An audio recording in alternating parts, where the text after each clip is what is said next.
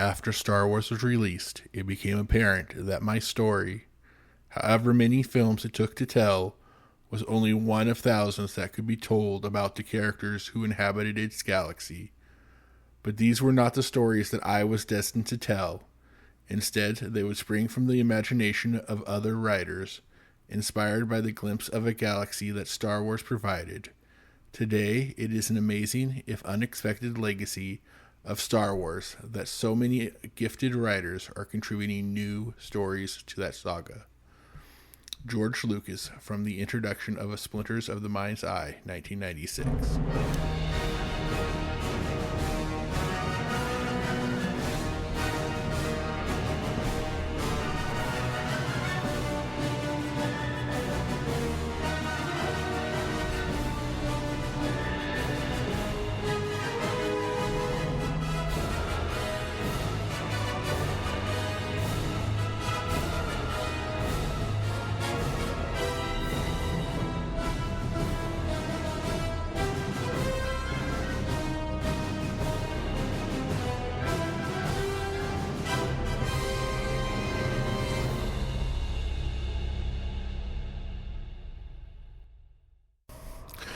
Welcome back to the Skywalker Files. From a certain point of view, I'm your host, Rockwell, and this is the podcast where we examine the long, winding, and occasionally traumatizing road of the Star Wars Expanded Universe, one paperback at a time. Today's episode takes us somewhere dark. Not dimly lit Jedi library dark, but the Force is actively screaming at you to turn around kind of dark. We're talking about The Shadow Trap, a novel that sits in that uncomfortable space where Star Wars stories aimed at younger readers suddenly decides to grapple with guilt, sacrifice, and the terrifying idea that the future might already be written. And it might be written in blood.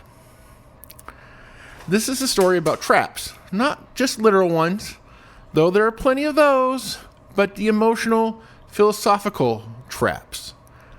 The kind that close around Anakin Skywalker long before he even hears the name Darth Vader. Visions of the future haunt him, responsibility weighs on him, and for the first time in these early adventures, consequences are permanent. We are also returned to one of the most quietly persistent villains of this era, Granta Omega. He's not a Sith. He doesn't wield a red lightsaber, but he understands something arguably more dangerous. How to manipulate fear, systems, and people who believe they're doing the right thing. And presiding over all of this is Jedi Master Yaddle, a character who rarely steps into the spotlight, until this story asks her to step directly into the path of death itself. By the end of The Shadow Trap, nothing is quite the same. Not for Anakin, not for Obi-Wan, and definitely not for the Jedi Order. So, deep breath. Let's talk about lawless worlds, biological weapons, inherited sins, and one sacrifice that echoes loudly through the Force. The Shadow Trap was published in 2001 as part of the larger Jedi Quest line, a series designed to bridge the gap between The Phantom Menace and Attack of the Clones. Chronologically speaking, this is Anakin Skywalker in his early apprenticeship phase, old enough to be dangerous, young enough to believe he can still outrun fate. The novel was written by Jude Watson, a name that should sound very familiar by now. Watson was essentially the architect of young Anakin's expanded universe upbringing. Across Jedi Quest, she quietly did something remarkable. She treated Anakin's fall not as a twist, but as a slow, accumulating weight. Each book adds another stone to the pile. By the time we reach The Shadow Trap, Watson has clearly earned our trust, and perhaps decided to emotionally devastate us in return. In the in-universe timeline, this story takes place several years after The Phantom Menace. Anakin is firmly Obi-Wan's Padawan. He's still struggling with visions, attachment, and the creeping sense that the Force may be showing him things he can't stop. The Republic is technically at peace, but the galaxy itself is fraying at the edges, especially in places far from Coruscant's polite senatorial debates. Which brings us to Mawan. Mawan is one of those worlds in the Republic has quietly failed. Lawless, fragmented, and ruled by competing criminal factions, it represents the kind of place where Jedi intervention is too little, too late. And where mostly morality becomes murky very quick. In other words, it's exactly the kind of environment where Anakin Skywalker's worst fears and instincts are bound to collide. Importantly, this novel also continues the long-running thread of Granta Omega, a villain introduced early in the Jedi Quest series. His presence here is not incidental. The Shadow Trap is where Watson begins pulling back the curtain, not just on Omega's plans, but on his origin, tying him directly to Qui-Gon Jinn's legacy in a way that feels deeply intentional and deeply uncomfortable. So while this may look at first glance like another mid-series adventure, its placement is anything but casual. This is the turning point story. A moment where consequences become real, deaths become permanent, and Anakin learns, once again, that the future is not something you can simply fight harder to avoid. At this point in the Jedi Quest timeline, Anakin Skywalker is caught in a familiar but increasingly dangerous pattern. He's powerful, perceptive, and deeply earnest. And he is already being haunted by visions of the future. In the Shadow Trap, those visions are no longer abstract feelings or half-remembered dreams. They are vivid, unsettling, and insistent. What makes Anakin compelling here is not just what he can do, but how personally he takes everything. He doesn't experience danger as circumstance. He experiences it as a responsibility. When something goes wrong, Anakin doesn't ask why. He asks what he should have done differently. That reflex is already forming into something rigid and unforgiving. This novel leans hard into Anakin's belief that foresight should equal control. If the Force shows him tragedy, then surely he is meant to stop it. When that fails, when sacrifice intervenes instead, Anakin's worldview fractures just a little more. Obi-Wan, meanwhile, is the quiet center of gravity in the story. No longer the uncertain former Padawan, he has grown into a measured, thoughtful knight who understands that being a Jedi does not mean having all the answers, only knowing how to live with uncertainty. In the Shadow Trap, Obi-Wan is placed in the uncomfortable position of mediator between Anakin and the Force, between idealism and reality, and between the past truths long buried. He recognizes the danger in Anakin's guilt, but he also struggles with his own, particularly when the story's revelations drag Qui-Gon Jinn's legacy back into the light. Obi-Wan's role here is not to fix things. It is to endure them. Jedi Master Yaddle, in many ways, is the soul of this novel. Often treated as a background presence in the wider Star Wars canon, the Shadow Trap gives her quiet authority, deep compassion, and a clear-eyed understanding of the Force that contradicts sharply with Anakin's urgency. Yaddle understands something Anakin does not yet grasp. That the Force does not always offer solutions. Sometimes it offers choices. Her calm demeanor and willingness to act decisively without hesitation accumulate in the story's most devastating moment. Her sacrifice is not impulsive. It's not heroic posturing. It is deliberate, serene, and final. And in choosing to save others, especially Anakin, she embodies a vision of Jedi selflessness that the Order itself will soon struggle to uphold. Granta Omega remains one of the most unsettling antagonists of the Jedi Quest era, precisely because he is not theatrical. He is patient, calculating, and deeply personal. In this novel, his role expands from recurring nuisance to existential threat. Operating in secret as one of Mawan's crime lords, Omega weaponizes desperation and disease rather than armies or ideology.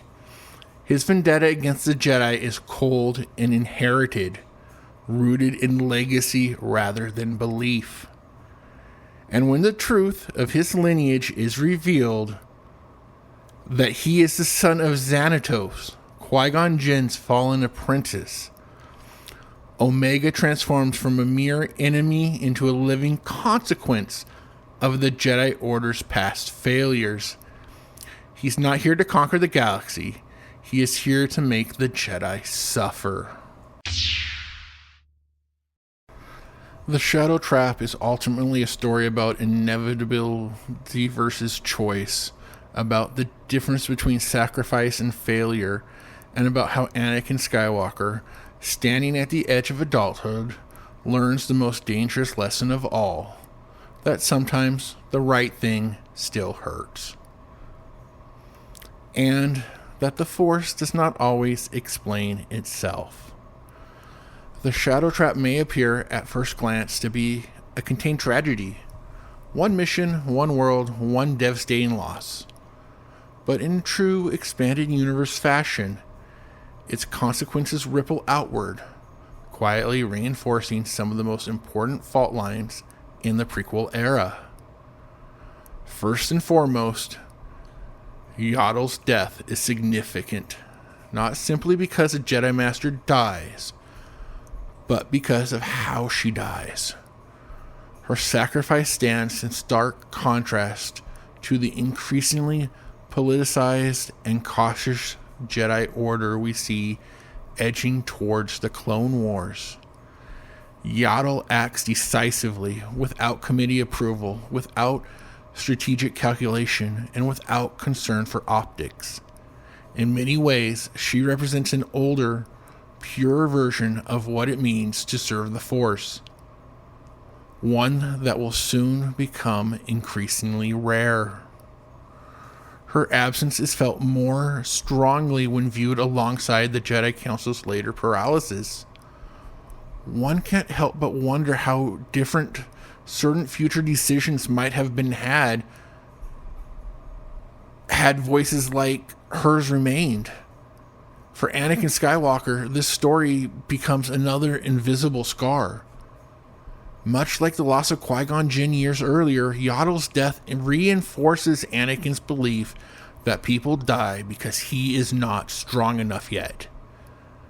This is a crucial connective thread across the Jedi Quest series. Each loss does not teach Anakin acceptance. It teaches him urgency. Power becomes, in his mind, the solution to grief. In the mindset that he forms, it's going to follow him relentlessly into Attack of the Clones, where visions once again warn him of loss, and where his response isn't hesitation, but action at any cost. Granta Omega's continued survival also ties directly into the expanding universe's fascination with legacy. As the son of Xanatos, Omega embodies the idea that the Jedi Order's failures do not simply disappear when a student falls. They echo, they evolve, they return with sharper edges. This revelation retroactively deepens Qui-Gon Jinn's story, reminding us that even the most compassionate Jedi can leave behind unintended consequences. It also reinforces a recurring EU theme, that the Sith are not the only threat to the galaxy. Resentment, abandonment, and unresolved trauma are just as dangerous, and often far more personal. Finally, Mawan itself joins the long list of worlds the Republic fails quietly. Like so many other Outer Rim and fringe planets, it survives not because of the Republic's protection, but in spite of its absence. This reinforces a growing truth in the prequel era. The galaxy Anakin is being trained to defend is already broken. In that sense, the Shadow Trap fits perfectly into the broader Star Wars tapestry. It is not about galactic conquest or agent prophecies. It's about a small human cost that accumulate unnoticed until one day someone decides the system isn't worth saving.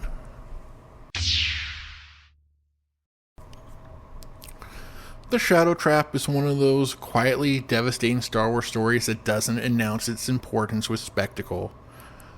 There's not a great battle, no galaxy-spanning stakes, no triumphant last stand, and yet its impact lingers far longer than any of the many louder tales. What makes this novel resonate is its restraint. Jude Watson trusts the weight of consequence. Yaddle's death is not undone, softened, or reframed as a lesson neatly learned. It simply is. And in allowing that loss to remain permanent, the story honors the gravity of sacrifice in a way the franchise doesn't always permit itself. For Anakin Skywalker, this is another step down a path paved with good intentions and unbearable guilt. The tragedy is not just that Yaddle dies. It's that Anakin cannot accept the meaning of her choice. He interprets sacrifice as failure, inevitability as injustice, and the Force as self, as something that should have provided clearer instructions. That misunderstanding will haunt him far longer than any nightmare vision. Obi-Wan, meanwhile, continues to emerge as one of the prequel era's most quietly tragic figures. He understands, perhaps better than anyone, that some wounds cannot be healed, only carried.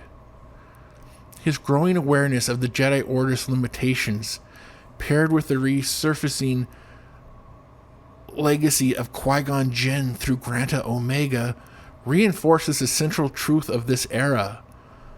Wisdom does not guarantee peace. And then there's the larger implication.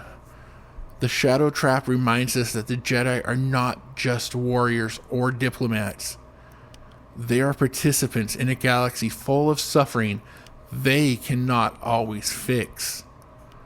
Sometimes they arrive too late. Sometimes they are outmaneuvered. And sometimes the Force asks for everything. In the end, this novel doesn't push Anakin toward the dark side with temptation or anger. It does something far more subtle and far more dangerous. It convinces him that the universe is unfair, that loss is unacceptable, and that power is the only antidote to grief. That brings us to the end of The Shadow Trap, a quiet, devastating chapter in Anakin Skywalker's journey, where visions fail, sacrifice carries the day, and loss leave scars that power alone will never heal. It's a reminder that not every battle is won, and not every life can be saved. And that sometimes the Force asks for faith rather than certainty. For Anakin, that lesson lands hard. And as we know, lessons learned the wrong way have a habit of echoing. Next time on the Skywalker Files, from a certain point of view, we'll be turning to the moment of truth. A story that strips away blasters and battlefields in favor of something far more dangerous. Honesty. As secrets surface and trust is put to the test, Anakin must decide what kind of Jedi he wants to be, long before the galaxy decides for him. This is Rockwell, saying, may the Force be with you until we meet again.